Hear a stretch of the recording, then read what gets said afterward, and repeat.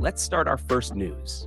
Paddy continues to go off on Ilya following his loss to Justin, and as expected, he isn't showing any sympathy toward his longtime rival.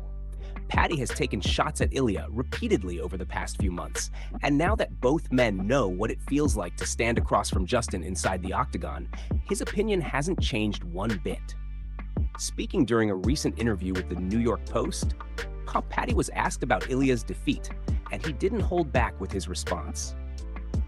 In fact, he doubled down on everything he has been saying about Ilya for months. According to Paddy, he picked Justin to win the fight from the very beginning, and the final result did not surprise him in the slightest. He stated that he always believed Ilya was undersized for the lightweight division and claimed the fight proved exactly that. Paddy went even further by criticizing Ilya for remaining on the stool after the fourth round and refusing to continue.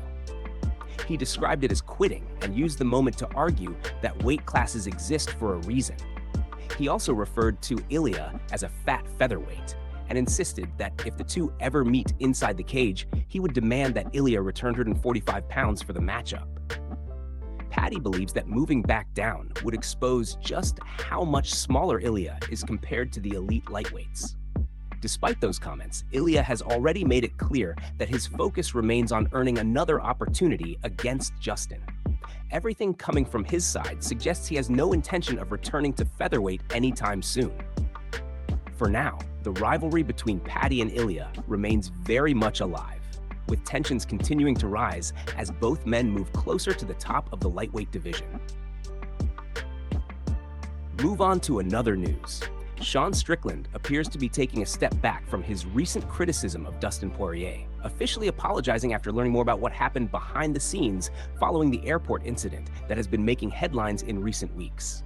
As many fans already know, Sean had been publicly going after Dustin over comments connected to the situation, questioning his motives and suggesting that he was simply trying to repair his public image after the controversy gained attention online.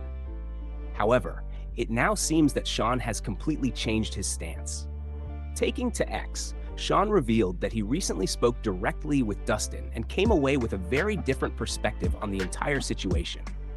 According to Sean, the conversation made him realize that Dustin was genuinely affected by everything that happened and was dealing with real consequences as a result. In his post, Sean admitted that he originally believed Dustin was simply doing public relations damage control and trying to clean up the story. But after hearing more details, he no longer believes that was the case. He even took responsibility for misjudging the situation, saying that not everyone reacts to difficult moments the same way he does. Sean then publicly apologized to Dustin and said that he repents for the comments he made. Sean also mentioned that he hopes Bud Light does the right thing moving forward, adding that Dustin deserves support and assistance following everything that has happened. The Bud Light reference quickly caught the attention of fans because Dustin previously revealed that he had lost a major sponsor due to the controversy. Since Bud Light has worked closely with him in the past, many people believe they could be the company involved. At this stage, however, nothing has been officially confirmed, and the connection remains purely speculation. Move on to another news. Conor finally fired back at the recent comments made by Max Holloway, and he made it very clear that he wasn't impressed with the message his opponent has been sending ahead of their massive showdown. Earlier in the day, many fans were questioning whether Conor would even appear during Fight Week activities after he was noticeably absent from the first 2 episodes of the UFC Embedded series. The speculation quickly spread across social media, with many wondering if there were issues behind the scenes or concerns regarding his preparation for the fight. However, later that same day, Conor arrived at the T-Mobile Arena for Media Day and immediately put those concerns to rest. Not only did he show up, but many fans and media members agreed that he looked to be in some of the best shape and health they have seen from him in years. His energy, confidence, and physical condition quickly became one of the biggest talking points coming out of the event. During an interview with Brett Okamoto, Conor was asked about the comments Max made earlier in the week regarding their upcoming fight. As many fans remember, Max confidently stated that he planned to drag Conor into deep waters and drown him over the course of the fight, suggesting that cardio and pace would eventually become the deciding factors. Conor clearly took notice of those remarks. According to him, the comments came across as disrespectful, and he believes Max should show more respect when speaking about someone with his accomplishments and legacy inside the sport. Conor explained that several things throughout this training camp have added fuel to his fire and increased his motivation heading into fight night. One issue that particularly bothered him was seeing discussions surrounding the greatest featherweights of all time, while feeling that his own achievements were being overlooked despite victories over several fighters included on those lists. He argued that he defeated many of those names convincingly and questioned how his accomplishments could continue to be ignored in those conversations. While he acknowledged that rankings and opinions are always subjective, he made it clear that he completely disagrees with the way those debates are often handled. Conor then delivered perhaps his boldest statement of the interview, declaring that skill, greatness, and results all point to one conclusion. According to Conor, he is the greatest featherweight since Bruce Lee, and he fully intends to prove it once again under the bright lights on fight night. He closed the interview sounding confident, motivated, and more determined than ever to remind the world exactly who he believes he is. Move on to another news. Benoit Saint-Denis has revealed that his initial reaction to being offered a fight against Paddy Pimblett was not exactly excitement. In fact, the French contender admitted that he was somewhat disappointed when he first heard the news. Heading into one of the biggest weekends of his career, Benoit explained that he originally expected a matchup against one of the division's established top 5 contenders. Considering his recent performances and the momentum he has built inside the lightweight division, he believed he was ready to make the jump into that elite group of fighters competing near the very top of the rankings. Because of that, hearing that his next opponent would be Paddy, rather than a higher-ranked contender, left him feeling frustrated at first. However, that feeling did not last very long. According to Benoit, only a few hours later, his entire perspective on the matchup changed. The more he thought about it, the more he realized that this fight could actually become a massive opportunity for his career. He pointed out that Paddy has quickly become one of the biggest names in the division and is viewed by many fans as a legitimate future title challenger. That status alone makes the fight incredibly important, regardless of the rankings attached to it. Speaking about the matchup, Benoit explained that he quickly became motivated and energized by the challenge in front of him. He described Paddy as the last title contender standing in his way before entering the biggest conversations in the division, and that realization immediately lit a fire under him. From Benoit's point of view, a dominant performance on this stage could change everything. A convincing victory over a fighter with Paddy's popularity and momentum would almost certainly push his name much closer to the championship picture and place him directly in discussions involving the division's top contenders. The stakes surrounding this fight are therefore enormous for both athletes. For Benoit, it represents the chance to prove that he belongs among the lightweight elite. For Paddy, it is an opportunity to defend his growing reputation and continue climbing toward a potential title shot of his own. By the time fight night arrives, any disappointment Benoit once felt will be long gone, replaced entirely by motivation, confidence, and the opportunity to make a huge statement inside the Octagon. Move on to another news. The UFC matchmakers have been busy, as several new fights are reportedly being finalized across multiple upcoming events, and there are some very interesting matchups on the way. One of the biggest fights currently being targeted is a heavyweight clash between Waldo Cortez Costa and Curtis Blades for the UFC card expected to take place on September 19th.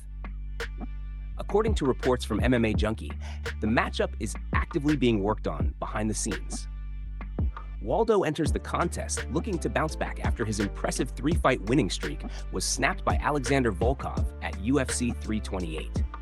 Despite the setback, he has still put together an impressive UFC run since arriving through Dana White's Contender Series, compiling a strong record inside the promotion. Curtis, meanwhile, is also coming off a defeat after suffering a unanimous decision loss to Josh Hokett at UFC 327. With both heavyweights looking to return to the win column, the stakes in this matchup are already very high. Another fight that has reportedly been added to an upcoming card sees Matos Rebecki taking on Kyle Propolek on August 1st. Rebecki enjoyed early success after joining the UFC through the Contender Series in 2022, but momentum has not been on his side recently. After seeing his winning streak come to an end, he has struggled to regain consistency and now enters this contest desperately needing a victory to remain in the conversation. The pressure is equally intense for Propolek, who has yet to secure a win inside the Octagon. With both fighters fighting to protect their UFC futures, this matchup carries huge implications. The UFC Sacramento event also received two new additions, with Shamil Gaziev scheduled to meet Kennedy and Nzechukwu on August 22nd. Both fighters are searching for momentum after difficult recent stretches, making this a crucial opportunity to reset their careers. Also added to the card is a matchup between Chanel Dyer and Elise Reed. Dyer impressed many fans by earning a second-round stoppage victory in her UFC debut, while Reed will be looking to rebound after a disappointing loss earlier this year. Meanwhile, reports indicate that Charles Jourdain and Marlon Vera are officially set to collide at UFC 331 on September 19th, with Los Angeles emerging as a possible destination for the event. To round things out, flyweights Ray Tsuruya and Kevin Borges are reportedly set to meet in Shanghai on August 29th in another important matchup for the division's future contenders. Move on to another news. Max Holloway has sent a clear message to the MMA community ahead of his showdown with Conor, making it known that he believes the title conversation should apply to both fighters, not just one side of the matchup. For weeks, Max has watched fans and analysts argue that if Conor wins this fight, he should immediately receive a title shot against either Islam or Justin. According to Max, that same opportunity should be waiting for him if he gets his hand raised on fight night. Max explained that people keep talking about Conor's path to the championship while completely ignoring the man standing across from him inside the cage. He pointed out that fights involve two competitors and reminded everyone that he plans on forcing his own way directly into the title picture with a statement performance. Despite the confidence, Max made it clear that he is not overlooking Conor in any way. He described Conor as one of the most dangerous fighters in the sport and praised the power in his famous left hand, saying that Conor has the ability to touch opponents once and instantly change the entire fight. Because of that threat, Max insists he has prepared for the best possible version of Conor, rather than focusing on the version fans have seen in recent years. Max also admitted that he continues chasing unforgettable moments similar to the legendary highlights that helped define his career. He wants more massive knockouts, more huge fights, and more iconic performances on the biggest stages possible. According to him, another signature victory against one of the sport's biggest names could easily place him directly back into the world title conversation. Of course, there are still major contenders standing near the front of the line, including Arman and Ilya, while other divisions also have fighters making strong cases for championship opportunities. Still, in the UFC, momentum and star power can change everything very quickly. For now, Max remains focused on one thing only: delivering a performance that forces the entire MMA world to pay attention once again. Move on to another news. Max Holloway has shared his thoughts on the biggest concerns surrounding Conor heading into fight night, and surprisingly, he doesn't appear to have many doubts at all about his opponent's health. For months, fans across the MMA world have continued to question whether Conor's leg has truly recovered following the devastating injury that sidelined him and changed the course of his career. However, Max believes those concerns may be overstated.